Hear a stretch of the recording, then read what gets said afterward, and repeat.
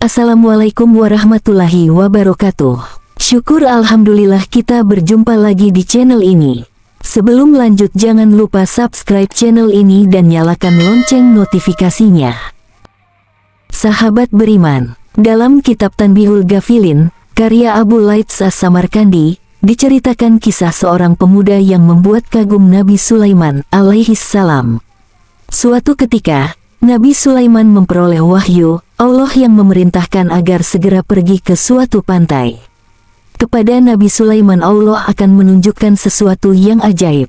Nabi Sulaiman segera berangkat ke pantai yang dimaksud, dengan seluruh bala tentaranya, baik dari kalangan jin atau manusia.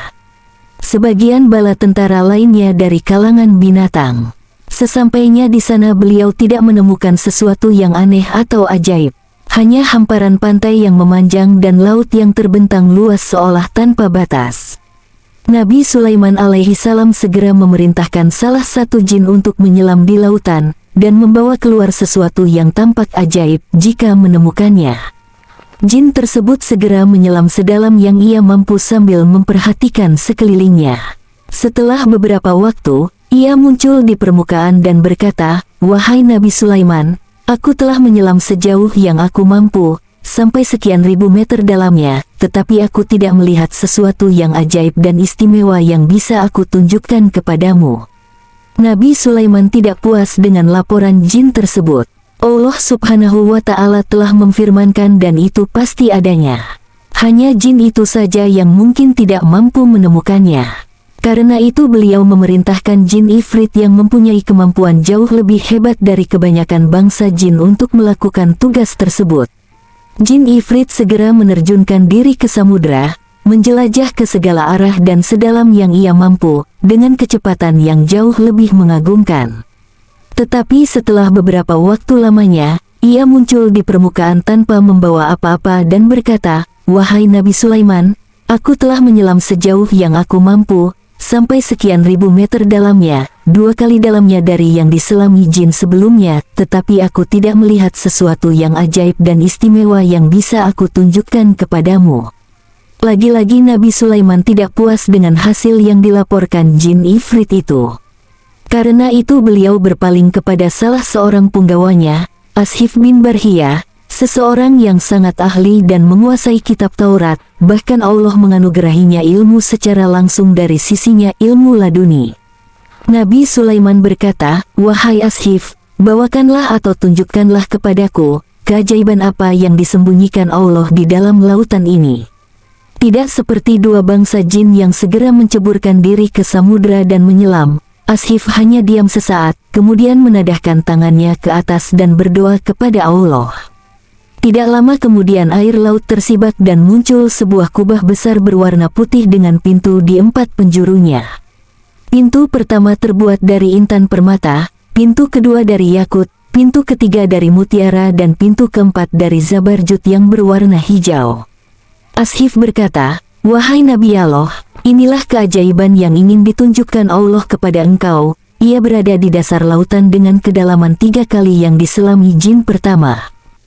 Sahabat beriman, tonton terus videonya sampai selesai, agar tidak gagal paham. Nabi Sulaiman memandang dengan penuh kekaguman kepada kubah putih yang perlahan menepi dengan sendirinya. Kemudian pintu-pintu itu terbuka dan tidak ada setetes air pun yang membasahi bagian dalam kubah tersebut.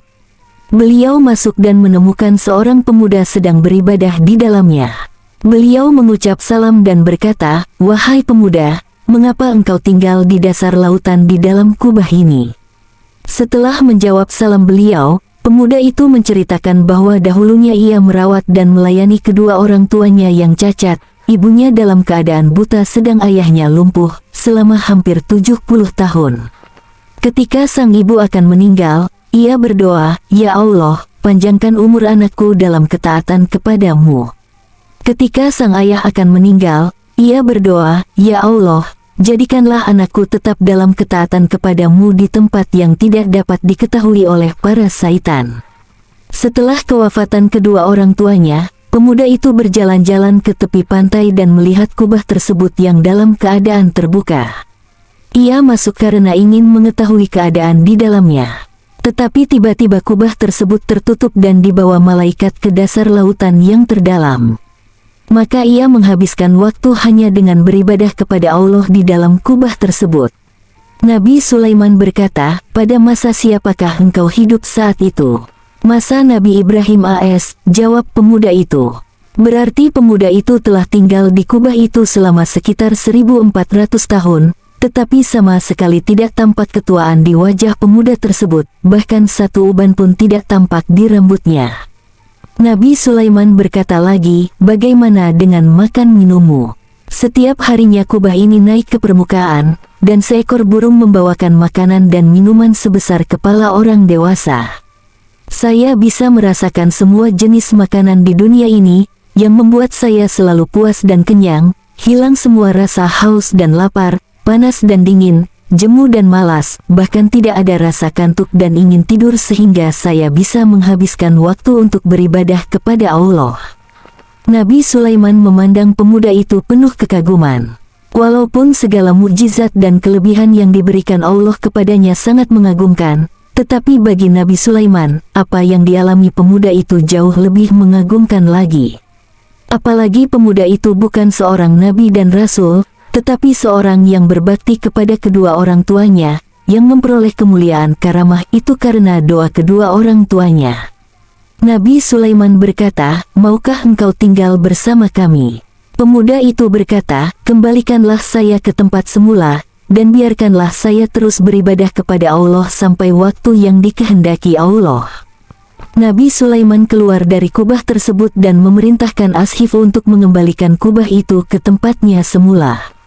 Ashif menadahkan tangan dan berdoa, maka perlahan kubah itu masuk ke dalam air, dan pemandangan kembali seperti semula, hanya hamparan air dan pasir yang seolah tidak terbatas. Semoga bermanfaat. Assalamualaikum warahmatullahi wabarakatuh.